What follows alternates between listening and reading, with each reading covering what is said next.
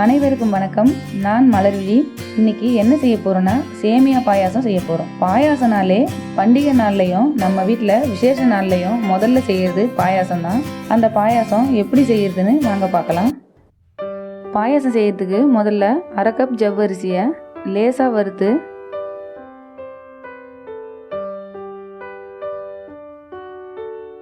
ஒரு பவுலில் கொட்டி வச்சுக்கலாம்.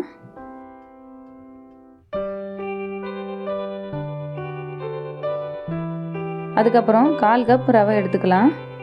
அதையும் லேசாக தீய விடாமல் வறுத்து எடுத்து ஒரு பவுலில் கொட்டிக்கலாம்.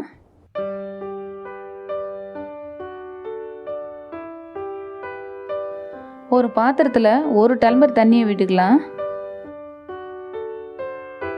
வறுத்த ஜவ்வரிசி அதில் போட்டு நல்லா வேக வச்சுக்கலாம். அடி பிடிக்காமல் இருக்கிறதுக்கு நல்லா கிண்டி விட்டுட்டே இருக்கலாம். ஜவ்வரிசி வெந்த உடனே எடுத்து ஒரு பாத்திரத்தில் கொட்டி வச்சுக்கலாம். ஒரு பாத்திரத்தில் 1 லிட்டர் பாலை ஊற்றி ஒரு 3 ஏலக்காய் போட்டு நல்லா கொதிக்க விடலாம்.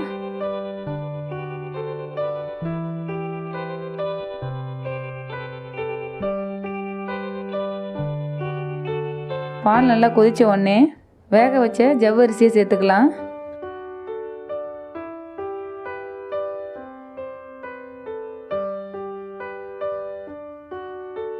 இப்போ சேமியாவை சேர்த்துக்கலாம்.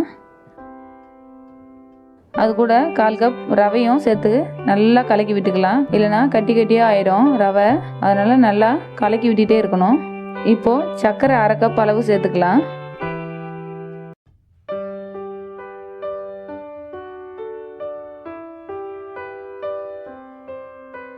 அது கூடவே மில்க் மெட் ஒரு 3 டீஸ்பூன் அளவுக்கு சேர்த்து நல்லா கலக்கி விட்டுடலாம். நல்லா கொதிக்கட்டும். கொதித்த உடனே இறக்கி வச்சிடலாம். கடாயை வச்சுக்கலாம். 2 டீஸ்பூன் நெய்யை விட்டுடலாம். நெய் நல்லா சூடாகட்டும். சூடான உடனே முந்திரியை போட்டுக்கலாம்.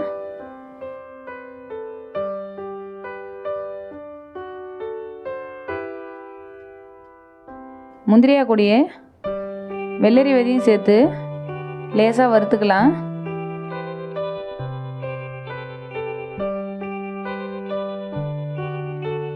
இப்போ திராட்சையும் அது கூட சேர்த்து லேசாக பொன்னிறமாக வறுத்து எடுத்துக்கலாம்.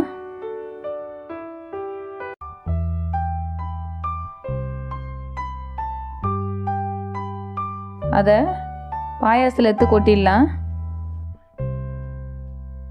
இப்போ கொஞ்சம் சால்ட்டு சேர்த்து நல்லா கலக்கி விட்டுக்கலாம்.